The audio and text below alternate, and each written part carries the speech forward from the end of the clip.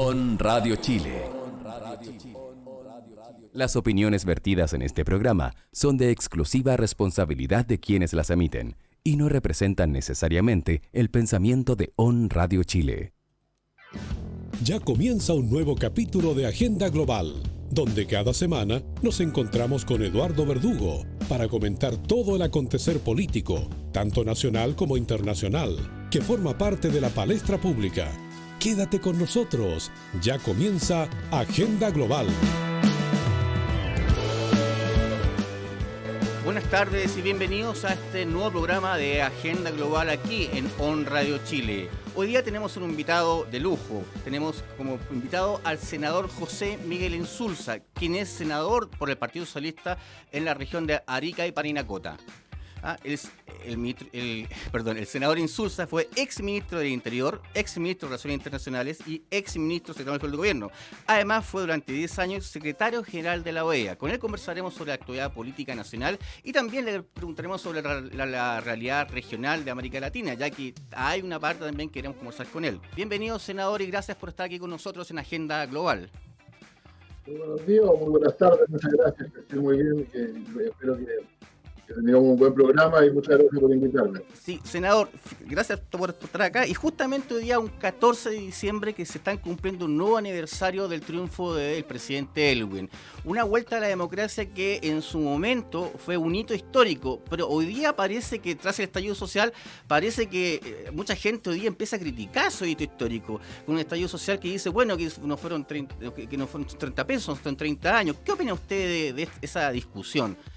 Yo opino que los 20 años que siguieron a ese hecho que usted se recuerda, son los más exitosos de la historia de Chile, de la historia contemporánea de Chile. Y la verdad es que las cifras económicas están ahí, los avances materiales, y también los avances de las personas. Había 43% de pobres cuando llegó el presidente Elwin al poder, y hoy día creo que la cifra está en 7-8, estaba antes de la pandemia. Con la pandemia ha aumentado sustantivamente esa cifra probablemente, porque alguna gente ha vuelto a caer a la pobreza. Y no cabe duda que eso es un éxito fundamental, es realmente olvidarlo. Por eso es una cosa absolutamente absurda, por mucho que hoy día muchos de los que hablan de esto son jóvenes que no hayan nacido todavía cuando eso ocurrió. Así que creo que cada tiempo tiene su realidad. Lo que pasa es que después de 20 años ese proyecto tendió a decaer y efectivamente los años del primer gobierno de Piñera, el segundo gobierno de Bachelet, el segundo gobierno de Piñera han sido años bastante más decadentes en materia económica y en materia material, y eso provocaba a mucha gente mucha molestia, mucho desagrado, mucha gente que teme caer en la pobreza de nuevo, mucha gente que siente que no tiene los servicios públicos suficientes, y eso requiere una política nueva, por cierto. Por lo tanto, yo no soy un nostálgico, en el sentido que recuerdo bien esos 20 años, pero tampoco creo que se puedan volver a repetir de inmediato. Entonces, senador, yo creo que estoy de acuerdo con usted. Yo creo que hay un éxito económico a nivel macro y a nivel micro también sacamos de la pobreza una cantidad de gente en ese momento los gobiernos de la concertación. Pero faltó pedagogía política, porque claro, si uno empieza a preguntarse, bueno, ¿y esta generación que viene? Entonces, una generación nueva que exige más derechos, que en el fondo que alguna vez se cree que tiene menos obligaciones con la democracia, pero no fue nuestra responsabilidad, no era hacer pedagogía política como generación a ese mundo joven que salió hoy día. Mira, la verdad es que la pedagogía política sí ha faltado mucho y en realidad el país se despolitizó mucho en el sentido más literal del término, ¿no?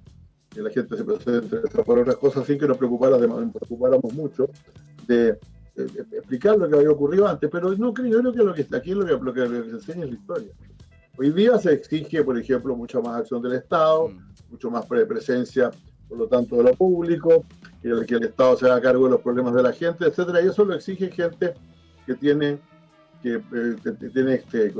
salud,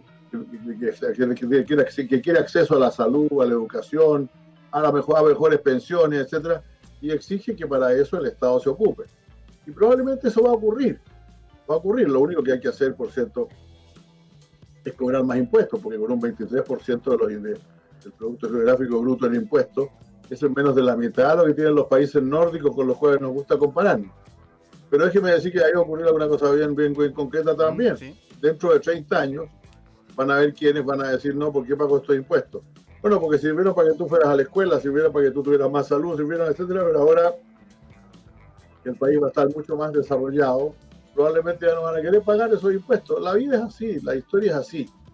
Yo no soy contrario a renegar de la historia, por cierto, si hay periodos históricos, uno siempre le puede encontrar periodos, cosas malas a los periodos históricos, pero no puede vivir pensando que el mundo nace con él nomás. Nace con uno mismo. Sin duda, pero y eso también, pero además de eso, como periodo histórico nos enfrentamos también a una crisis de los partidos políticos, y donde obviamente estos partidos políticos que han estado en la palestra de pre-73, porque la estructura de 3/3 que existía antes del 73 se volvió después de la democracia, se transformó nuevamente en 3/3, y eso hoy día es una crisis de partidos políticos. ¿Cuál es el futuro entonces dentro de este proceso?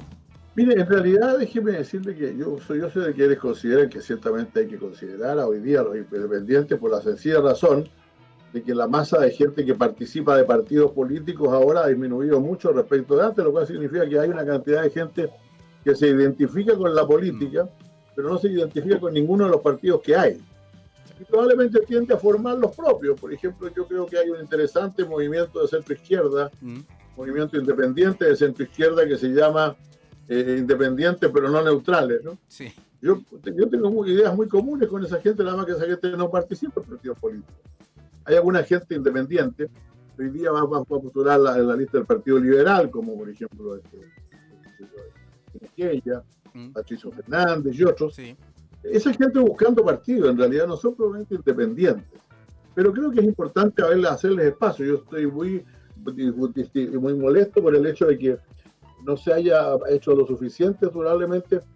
Casi todo lo que se hizo para que lo que era necesario hacer, salvo una cosa, que algunas de esas listas de independientes pudieran pactar en cuanto a listas con partidos políticos. Porque hoy día lo que estamos haciendo con esos independientes es obligándolos a elegir un partido con el cual postular. Y eso no es bueno, eso no es una buena cosa, no es una buena práctica. Exacto. Estar listos para entrar a partidos tarde o temprano lo harán. Exacto, y una cosa que además esos independientes justamente criticaban es que cuando saliera la ley, esta posibilidad de ampliar los independientes, tenían 7 días para una inscripción que tenían que hacer con clave única para poder inscribirse. Entonces, al final yo estoy de acuerdo con usted, yo espero que eso se cambie. El CERVEL dice que no se puede, pero habrá que ver forma, porque en realidad el tiempo práctico para que se inscriban fue poco, pues se demoraron mucho en salir las leyes, no fue culpa de ellos, así que habría que ampliar ese plazo. Exacto. Entonces, vemos un espacio independiente, como te dice muy bien, senador, que, bueno, algunos no son tan independientes, pero otros los estamos obligando a estar dentro de lista de partidos. Entonces tenemos un grupo independiente que dice, bueno, pero también tenemos un grupo independiente también que dice, oye, yo estoy en contra de los partidos políticos y aquí van a entrar los mismos partidos políticos a llevarse y cocinar en la Asamblea Constituyente y yo no quiero estar que ellos participen.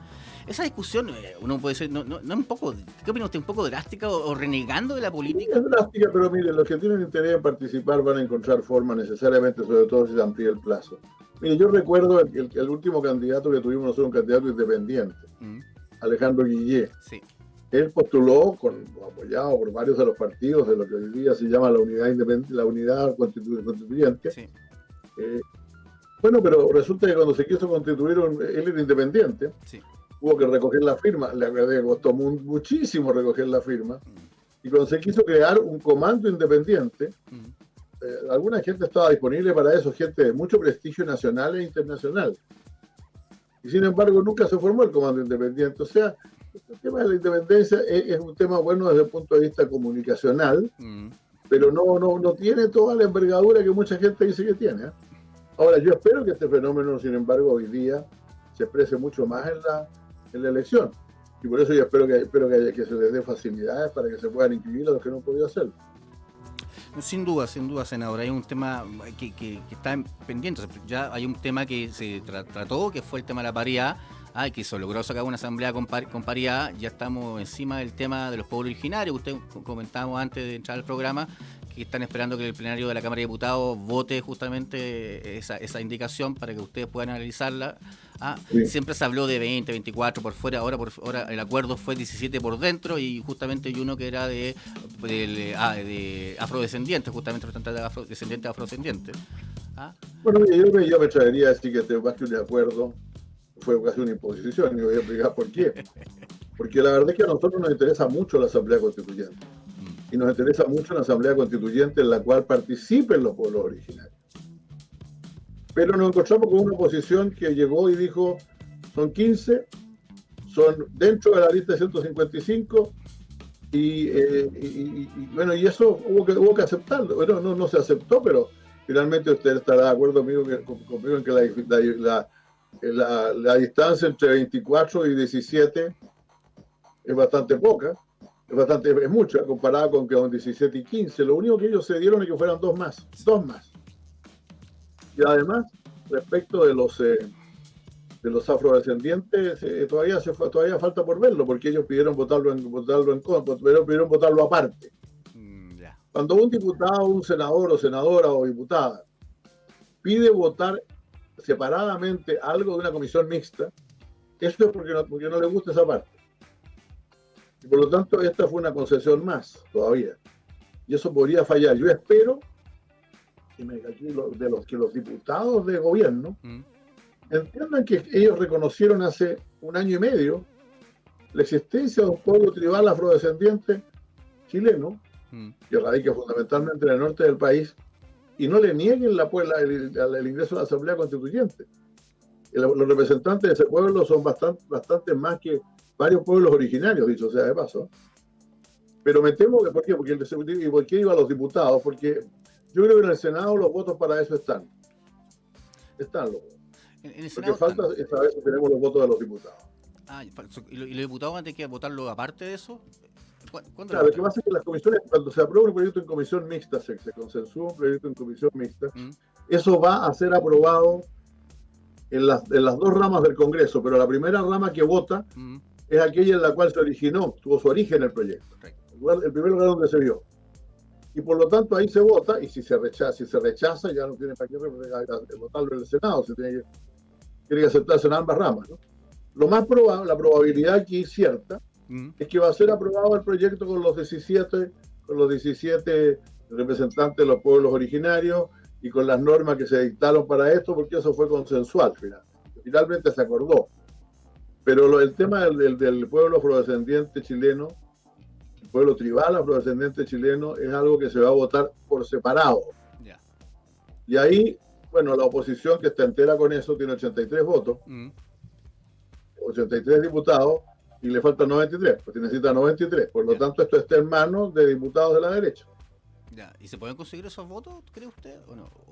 Bueno, yo no tengo pronósticos distintos. Yo le puedo asegurar que en el Senado, donde somos 24, uno menos porque Alejandro Navarro desgraciadamente está enfermo, entonces no está participando.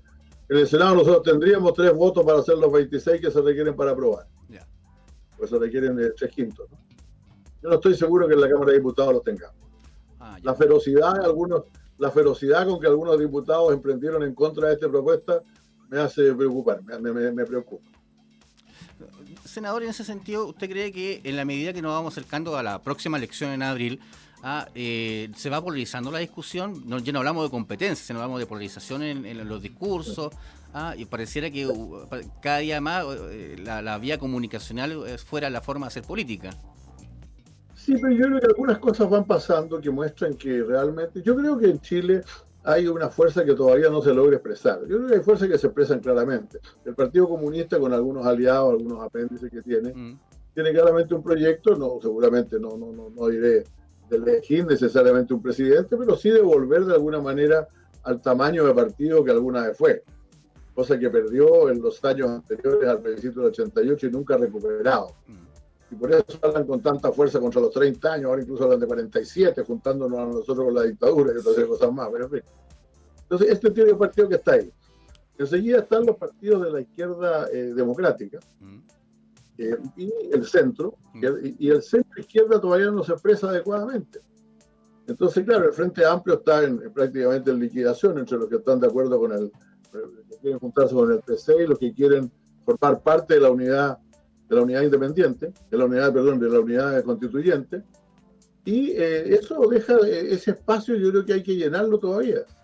Pero nosotros no podemos crear riesgo que una derecha, que no tiene más del 30% de los votos en este país, y una izquierda en torno al PC, que no tiene más del 15% de los votos en este país, se peleen la presidencia mientras todos los que están entre medio, que son más del 50%, van completamente divididos a una elección.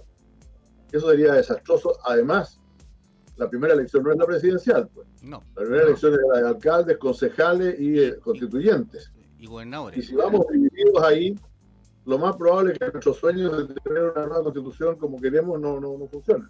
Hoy día vemos dos bloques en la oposición. Un bloque, como usted bien planteaba, que está el Frente Amplio, con el PC intentando ocupar un espacio, y otro que es la izquierda democrática, donde está justamente el PS, el PPD, la DC, justamente, y el Partido Radical, que estaban, la antigua no mayoría, que estaban como reubicándose.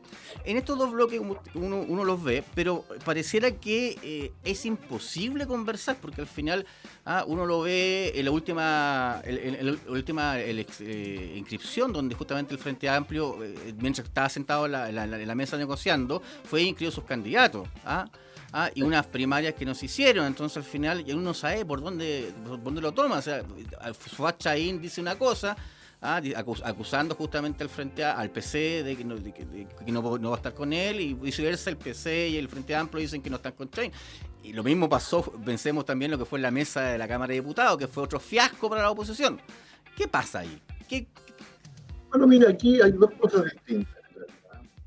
Yo creo que desgraciadamente, y la parte que yo no puedo criticar, pero explico, es esa parte que en realidad el de izquierda generalmente hay una cantidad de intereses que son comunes, pero los contenidos ideológicos tienen una importancia mayor.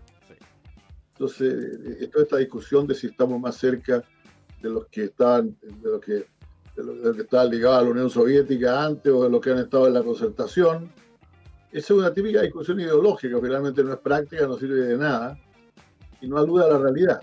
Ahora, respecto a las otras cosas que usted menciona, como ir a inscribir la lista cuando uno está haciendo otra cosa, todo, son prácticas políticas que curiosamente yo creía ya desaparecidas, pero parece que después de tantos años sin practicar la política en los tiempos del gobierno de Pinochet, nuestra imagen fue, decimos los políticos siempre, entonces parece que hay gente que cree que para hacer la política hay que hacerla de esa manera, hay que ser chueco para hacer política. Yo no creo en eso. Yo nací en la política en una época en que los principios estaban muy claros, en que nos peleábamos mucho, en que discutíamos mucho, pero al mismo tiempo nos respetábamos unos a otros y no nos poníamos palitos, no nos poníamos palitos por delante. Eso es cierto. Es una lástima que esto haya ocurrido. Pero yo repito, creo que también es cierto que en el mundo de la izquierda, siempre la izquierda ha sido más divisible que la derecha, no sé por qué razón. La derecha siempre se identifica su interés común y van todos a eso. De lo nuestro, una serie de discusiones ideológicas y de peleas innecesarias terminan por dividir. Bueno, de hecho, históricamente el PS se reunificó recién después de una vuelta a la democracia, si mal no me equivoco, por ahí en el año 91. Siempre se habla de los 17 partidos de la concertación, sí, de los cuales 9 eran pedazos del Partido Socialista. Exacto. Nadie se acuerda. Eran como 10 nomás. Nadie se acuerda que el Partido Socialista se unificó en el 91, si mal no me equivoco, recién después de una vuelta. Así que y había todo tipo de partidos socialistas, de todo tipo de colores, y hasta, perdón, al comienzo, por cierto, por error, pero en un error que no quita. Usted dijo Partido Socialista Chileno. No, nosotros temblamos cuando es el Partido Socialista Chileno. Decimos Partido Socialista de Chile, porque el Partido Socialista Chileno lo inventaron en la moneda en los tiempos de Pinochet, pues era una gente que estaba con el gobierno. Claro, fue justamente una estructura que inventaron para... Lo empezaron a inscribir, aunque sin embargo no llegó a adquirir toda la calidad de partido político. Claro, además su historia política, digamos, usted es parte de la historia política de este país. Usted comenzó en la democracia cristiana en su juventud en la Universidad de Chile cuando era estudiante, después se fue al MAPU con Rodrigo Ambrosio, un hito justamente se quiebra ahí en el MAPU, y después fue al Partido Socialista Chileno. Entonces al final, o sea, si alguien sabe de historia política de los partidos aquí, como ha ocurrido de usted senador, sin duda. La de mi generación, en realidad, usted ha narrado una parte importante. Mi generación hizo ese mismo trayecto que usted dice. Comenzó en la democracia cristiana, la juventud demócrata cristiana era muy fuerte, muy de izquierda, y conquistó, tenía en esa época, cuando yo era dirigente estudiantil, tenía el gobierno de la mayor parte de las federaciones estudiantiles. Estuvimos creo 14 años en la Federación de Estudiantes de la FECH, ¿no? Sí. La Federación de Estudiantes de la Universidad de Chile. Yo mismo fui presidente de la Unión de Federaciones Universitarias, o sea, una especie de Unión Nacional de Estudiantes de la época. Pero posteriormente se produjo una crisis, curiosamente una crisis en algún momento parecida, por eso no hay que ser tan solamente crítico, a lo que pasó hoy, lo que pasa hoy. En un periodo de bastantes cambios importantes, reforma agraria y otros del presidente Frei, los sectores del propio partido del presidente Frei se radicalizaron y consideraron que los cambios no eran suficientes y había que ir más allá y salieron con la izquierda. Yo formé parte de eso. Yo me fui de la democracia cristiana y me fui legalmente, me fui con carta del presidente de la democracia cristiana, don Patricio Elwin, en ese momento, que me agradece el haber militado una década en el partido, y me fui al MAPU, como usted dice muy bien. Y después del MAPU, que el MAPU se dividió y después no funcionó, ninguno de los dos pedazos funcionó, fuimos casi todos al Partido Socialista, al PPD también algunos, ¿no? Sin duda, senador, y ese es un punto que yo creo que hay que destacar, porque si uno destaca de la posibilidad de lo que de la unión frente a la dictadura del humanismo laico, el humanismo cristiano, justamente que había una trayectoria, además política conjunta, de pedagogía política conjunta, y que justamente sirvió para después unirlos en pos de luchar contra la dictadura. Algo que pareciera que no ocurre en esta generación con la creación del Frente Amplio, donde nacen algunos como hijos de esta misma nueva mayoría, de esta misma concertación, pero no han tenido el trabajo conjunto, y por eso que pareciera que están pegados con chicle a veces, y esta discusión no son tan ideológicas como uno plantearía, sino más de contradicciones. Pero nosotros en realidad aprendimos con las lecciones de dura manera, ¿no? Yo mismo estuve 14 años y medio de tiempo exiliado, casi 15 años exiliado. Volví a Chile, de hecho, después de a participar en el plebiscito, y era exilio con prohibición de entrar al país, ¿no? Mucha gente estuvo en eso, muchos perdieron sus familiares y muchos perdieron su vida también. O sea, estamos hablando de gente que no terminó su universidad, que perdió su empleo, que se exilió en otro país, ¿no? que nunca recuperó su vida. Ojalá que las nuevas generaciones el aprendizaje no lo tengan que hacer de manera tan dura, ¿no? Porque esa es la lección que nosotros trajimos y que nos permitió una gran unidad después, porque todos entendíamos que había que salir de esto. Yo puedo contar una anécdota. Sí, por supuesto. Yo tenía un querido amigo que era obrero, y en algún país de Europa, en Polonia, armó un taller de tipografía, de imprenta. Bueno, y un día estábamos conversando todos, que ya llevamos tantos años afuera, todos los demás, nos juntábamos, y él nos interrumpió de repente y dijo: usted sabe que yo fui arquero de la U. Pero Carlos, estamos hablando así, pero es que yo fui arquero de la U en un tiempo en que el doctor Mario Ibáñez ocupaba el arco de la Universidad de Chile todos los partidos. Una vez tuve el fallecimiento en la familia un día sábado, y yo fui al estadio de Playa Ancha, listo para debutar, y resulta que llegó al camarín este señor después del funeral, llegó al camarín. Pues. Entonces, bueno, después ya no jugué mucho tiempo, entonces le dijimos: Carlos, y aquí viene eso, a que yo sé lo que es pasar de joven promesa a viejo crack sentado en la banca. Dijo, así que eso le puede servir a ustedes, ¿no? Y nosotros en realidad vivimos esa situación. Hubo dos generaciones que se perdieron por completo, porque tuvieron que trabajar en otra cosa. Todos nosotros vivimos eso. Ojalá que a ellos no les toque vivirlo, pero con esto lo único que quiero decir es que cada generación tiene que hacer su experiencia, tiene que hacer su vida. Yo creo que ellos trataron de hacerla, no la han hecho juntos, van a seguir ahora, por un lado, los que se van a ir a la unidad constituyente, los que se van a ir al PC, los que van a permanecer juntos. No sé qué ir a hacer con el Frente Amplio, pero finalmente es su experiencia y no soy yo el que le voy a dar lecciones de lo que hay que hacer. Sin duda, senador. Y hablando de historia y de elecciones, bueno, ¿qué pasa con el Partido Socialista? ¿Tiene ideas posiblemente de un nuevo mandato presidencial? ¿Cómo está la discusión? Yo creo que el Partido Socialista, primero que nada, yo no cuestiono. Hay mucha gente que se enoja con el Partido Socialista. A mí no me gusta esto cosa de los lotes en el Partido Socialista, ¿no? Los varones. En mi tiempo se llamaban fracciones, claramente, ¿no? Sí. Después le pusieron sensibilidades, después fueron tendencias y otro montón de cosas. Lotes como que da mucho la impresión de que se juntan para hacer algo, ¿no? Y nada más. Pero siempre ha sido un partido así, nació así. El Partido Socialista fue fundado por distintos grupos socialistas más pequeños que ecologistas, socialdemócratas, etcétera, que se peleaban mucho entre ellos, pero llegaron a la conclusión de que solos no podían llegar a ninguna parte. Y la verdad es que los fundadores habían vivido esa experiencia de persecución, de maltrato, todo lo demás por estar separados, ¿no? Entonces la riqueza del Partido Socialista es que siendo un partido doctrinario, teniendo una ideología, todo lo demás, finalmente permite que sus partidarios tengan una mayor flexibilidad para hacer las cosas, ¿no? ¿Cierto? Ahora, eso crea problemas, es unificarlo. Salvador Allende lo unificó para ser candidato a presidente de la República, para ganar la presidencia, pero no consiguió unificarlo durante su gobierno. Hubo tendencias dentro del gobierno de Allende que estaban por lo que llamaban el poder popular, e incluso que compartían la idea de que aunque cayera el gobierno, el poder popular iba a subsistir, imagínense usted. Entonces, yo creo que el Partido Socialista en los años de la concertación y algo después ha conservado una unidad con todas estas tendencias distintas. Y eso es importante preservar. Yo soy muy partidario de preservar eso. Yo creo que el Partido Socialista está obligado a llevar un candidato o candidata a la presidencia de la República. Porque de lo contrario no va a haber una elección interna de la unidad constituyente. Eso no va a pasar. Lo ocurrió la vez pasada, cuando éramos nueva mayoría. La nueva mayoría no tuvo una elección primaria porque no hubo candidato socialista, porque se prefirió decidir las cosas en las cúpulas.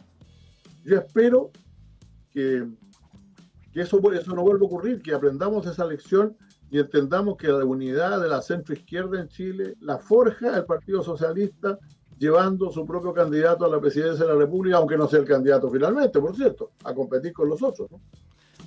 Senador, y en esa discusión, ¿usted está disponible para ser candidato a presidente? Yo estoy disponible. Ahora, el único problema es que parece que no hay otros disponibles. Todavía es otro problema que habrá que resolver, pues. Habrá que resolver eso, pero repito, yo cuando la vez anterior yo también estuve disponible, también era candidato y se decidió hacer otra cosa. Yo le mandé a un pleno del partido al cual yo no fui en protesta por esto, una carta que leyó un amigo mío, Luciano Valle, la leyó diciendo que yo creía que era completamente, diciendo, mire, si no hay candidato socialista no va a haber primaria y no vamos a estar unidos. Y así fue.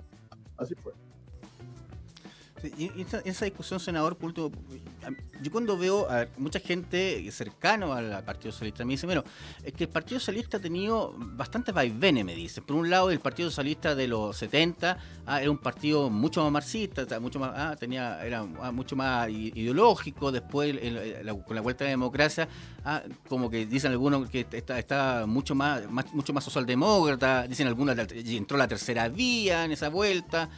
Y hoy día no es como definir el Partido Socialista, dicen algunos. ¿Es tan así? El Partido Socialista fue siempre un partido de izquierda en la democracia. Salvador Allende es uno de sus mejores ejemplos. Había sido director de servicio, había sido presidente del partido, había sido diputado, senador, ministro de Estado. Él tenía actividad en todo. Siempre estuvo en la política. Antonio Escarne, tu conocido escritor, escribe así a Salvador Allende, dice, un señor de clase media como cualquiera, de la política de su tiempo. Él nunca quiso hacer, curiosamente, nosotros hoy día queremos y vamos a hacer un cambio en la Constitución. Durante su gobierno no planteó un cambio constitucional. No. La Constitución, él se atenía a la democracia que había en la Constitución del 25. Entonces, esos socialistas existieron, ¿hasta cuándo? Hasta que en los años 80, a fines de los años 60, comienzo de los 70, se formaron sectores en el partido que pregonaban la lucha armada y otras cosas que eran completamente contrarias al ideario. Volvió después, yo creo, en estos últimos años hacer lo que había sido antes. El Partido Socialista de hoy retoma las tradiciones socialistas, buenas y malas, porque estamos claros, no solamente buenas, ¿no? Retoma las tradiciones que son centenarias del Partido Socialista. Somos un partido que ya está a punto de cumplir 100 años. Y yo creo que tiene un aporte importante que hacer. Pero creo que el momento en que se desviaron de eso fue solamente un momento que tocó vivir en la última mitad de los años 60 y durante el gobierno de la Unidad Popular. Fue un periodo además que estuvo cruzado justamente con la realidad internacional, eso es un hecho. Revolución Cubana, todo ese tipo de cosas, ¿no? Sí, claro. Sí, o sea, todos conocemos también que Fidel Castro se pasó más de un mes aquí dando vueltas, haciendo revolución. Una visita larga. Una visita muy larga, nos quería mucho, es verdad. Y él lo quería mucho, yo también le tenía mucho aprecio a él, por cierto, yo lo conocí bien. Pero al final cada pueblo hace su propia revolución. Lo que yo no me gustaba ver la idea que se tratara de exportar. En realidad, su visita mostró un gran entusiasmo por lo que estaba pasando. Que mucha gente, equivocadamente y tendenciosamente, lo calificó como una intromisión, pero en realidad no, él venía a apoyar a Chile para que Chile hiciera la revolución que quisiera hacer. Y Allende nunca tuvo problema con eso. Sí, los problemas de Allende no fueron con el movimiento internacional, con el movimiento socialista ni comunista internacional, por el contrario. Cuando cayó Allende, cuando murió Allende, tanto Fidel Castro como Willy Brandt, el patriarca de la socialdemocracia, lo lamentaron de igual manera. Sí. De igual manera. Y Willy Brandt incluso dijo, ojalá que esto no demuestre que es imposible construir el socialismo por vías democráticas. Sí. Porque mucha gente teme que eso sea así. Y yo creo que realmente sigue siendo nuestro principal objetivo, tener una sociedad mucho más justa, un Estado social y democrático de derecho en democracia, y no subvirtiendo cada rato las reglas del juego democrático. Venezuela hace muy poco hizo una elección de asamblea de lo que es su Congreso, su Cámara, donde supuestamente el oficialismo retomó justamente la asamblea, pero votaron 3 millones de personas, de un universo de 22, y además de eso, bueno, la OEA sacó una declaración donde rechazaba la legitimidad de esa elección, con la sola excepción de votaron en contra de la abstención de Argentina, por un lado, del gobierno de Fernández, y de México, del gobierno de López Obrador. En su calidad como secretario general de la OEA, usted tuvo varios dime y diretes o encontrones con el gobierno venezolano, primero Chávez, después Maduro. ¿Y qué opina usted nuevamente que Venezuela sigue siendo el centro del tema principal de la política latinoamericana? No solamente por el tema ideológico, sino más por el tema de migraciones, que es un tema regional además. Bueno, primero, una cosa en lo personal, lo mío, ¿no? Yo en realidad siempre decía que tenía en común, lo que tenían en común los venezolanos del lado izquierdo y del lado derecho, que no podían ver al secretario general de la OEA. Porque en realidad querer que uno le ganaran a los otros, quería que se juntaran y hicieran algo en conjunto en favor de su país. Ese es por lo demás el rol del secretario general de un organismo internacional, no abanderizarse. Porque los órganos internacionales no son supranacionales, no es que los manden desde arriba, sino que son multilaterales. O sea, los estados son los que mandan ahí. Por lo tanto, yo siempre tuve roces importantes con el gobierno de Hugo Chávez, pero al final realmente el periodo que me tocó, ellos eran un participante más en un continente que tenía muchas diferencias. No olvidemos que había gobiernos de izquierda y de centroizquierda en la mayor parte de los países, ¿no? Ahora, eso ha cambiado muy sustantivamente, y el gobierno se ha ido del gobierno desde el año 16. Yo el año 16 ya dije que a mi juicio había que llegar a buscar algún diálogo en Venezuela porque esto iba por mal camino. Pero ya me quedaba, perdón, del año 16, no, el año 14, pero el año 14. Y ya me quedaba poco, el año 15 ya dejé mi cargo como secretario general. Ahora creo que el gobierno de Maduro se ha ido radicalizando cada vez más, y el momento en que se inventó un Congreso, perdió el Congreso, perdió la elección del Congreso, y se inventó un Congreso ad hoc, que tampoco le funcionó, pero en fin. En ese mismo momento rompió con la Carta Democrática Interamericana y pasó a transformarse, por lo tanto, en un gobierno dictatorial. Más allá de las características que tiene, que en realidad la oposición, hay gente de la oposición que es reconocida, muchas veces ha soltado presos políticos, etcétera, pero ha roto con la democracia al negar la separación de poderes y tratar de apropiarse para así de los 3 poderes del Estado. No olvidemos que la Corte Suprema de Justicia es un títere nombrado por el gobierno actual. También. Por lo tanto, yo soy contrario al régimen que existe en Venezuela, no lo he criticado, y no validé de alguna manera alguna de la elección que se produjo. No hubo observación internacional, no hubo padrones claros, no hubo ninguna manera de verificar los resultados, votó muy poca gente, etc. Dicho lo cual, tampoco he sido partidario, y eso me motivó ya y me sigue motivando gran resquemor de sectores exiliados de la derecha venezolana. Yo no soy partidario de ninguna intervención externa en Venezuela. Creo que sería un error gravísimo que no tendría resultados y además prolongaría el sufrimiento del pueblo venezolano. Yo creo que en ese sentido lo que tenemos que hacer, y además lo que se ha tratado de hacer, no olvidemos que hay un grupo de Lima que hizo un gran esfuerzo. Entonces, y ahora saca declaraciones a cada rato del grupo de Lima, integrado entre otros por Chile, sí. sigue haciendo declaraciones que la gente cada vez lee menos. Exacto. Y el gobierno del señor de don Juan Guaidó no es un gobierno, pues, un gobierno que controla lo que pasa en su país. Y usted pregunta en qué función cumple gubernamental, qué función de carácter público, estatal, cumple el señor Guaidó. Entonces yo creo que hay que retomar la realidad, que hay una oposición venezolana y seguir trabajando incesantemente por el logro de una salida democrática al proceso, apoyándola, pero en ningún caso tratando de imponerla desde fuera. Sí. Ahora es un desastre, ¿eh? Sí. Yo no sé si usted ha visto en los últimos días la televisión y las condiciones de los hospitales venezolanos en los tiempos de la pandemia, es una cosa horrible. Y la verdad es que ese país se va hundiendo cada vez más, pero reitero, una salida desde fuera no tendría ningún resultado. Además uno ve una posición que está totalmente quebrada, ¿sí? No pueden conversar.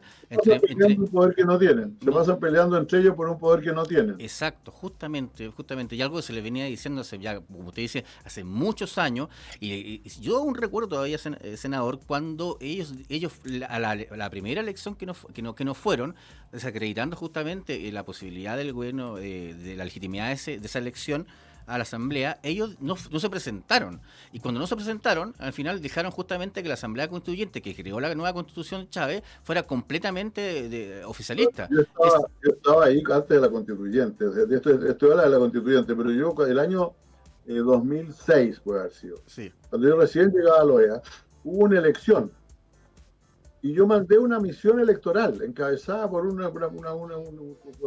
el señor Perina, Rubén Perina, un argentino que es una persona claramente de ideas conservadoras.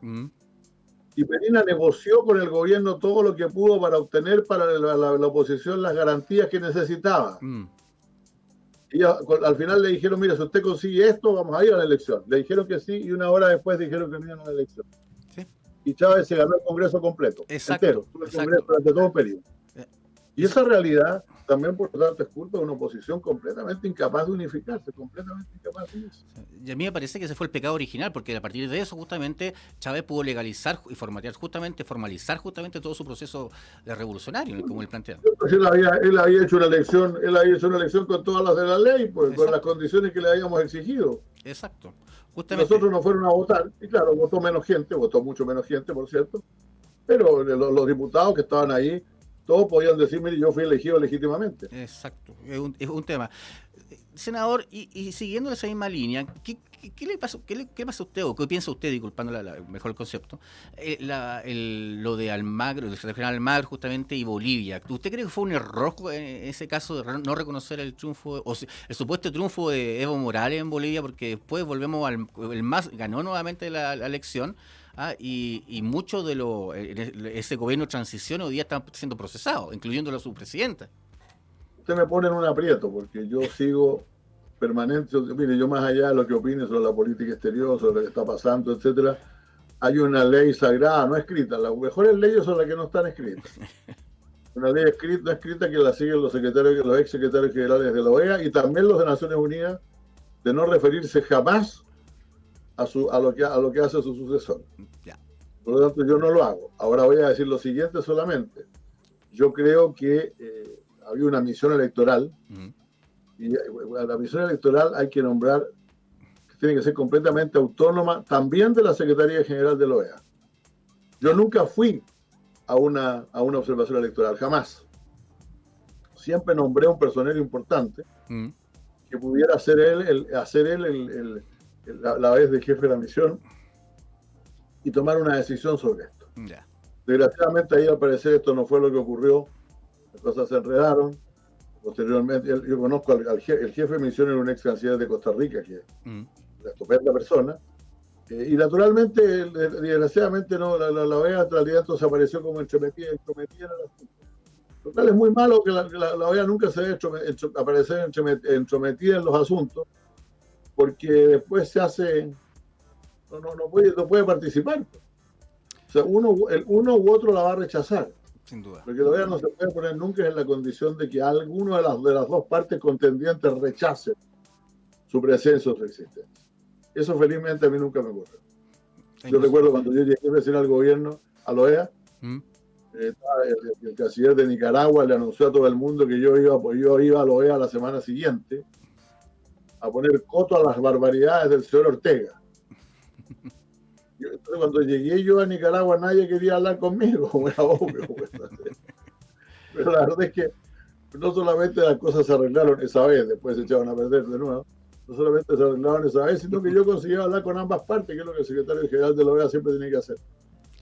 Sin duda, senador, yo creo que el tema regional ha sido, de una u otra forma, Chile, de vuelta a la democracia, se ha convertido en un actor muy fuerte, un actor fundamental a nivel regional, no solamente porque ha sido parte de estos juegos de poder, de los giros a la izquierda, los giros a la derecha, donde en nuestro continente pareciera que le encantan estos golpes de bandazos, y estamos todos para la derecha o estamos todos para la izquierda, y que queremos refundar la región.